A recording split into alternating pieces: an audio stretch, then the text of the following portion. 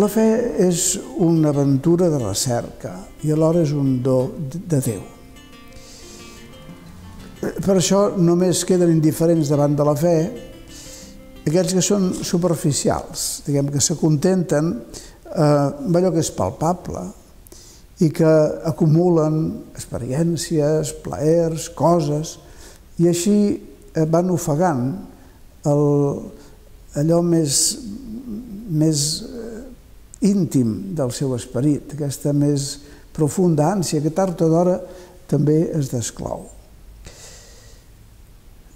En canvi, el que valora com a decisiu trobar sentit transcendent a la vida no es pot aïllar amb un escepticisme fàcil, o bé acceptar fàcilment raons per aturar aquest procés, aquesta ànsia interior.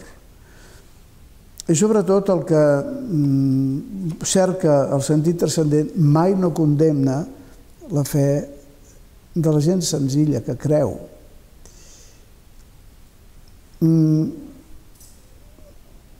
Jo crec que aquests testimonis, el negatiu i el del respectuós, ajuden a tothom, i ajuden els creients. És a dir, plantejar-me jo mateix la fe com una recerca vol dir que tinc consciència que no he arribat a tenir-la o a posseir-la.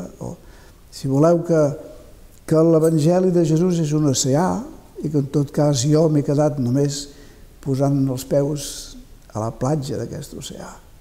Queda molt per fer. I hem d'estar a la recerca, amb la inquietant pregunta sempre, i a la recerca i a l'espera d'un encontre, i no avenir-nos mai, vagar per un desert sense sentit.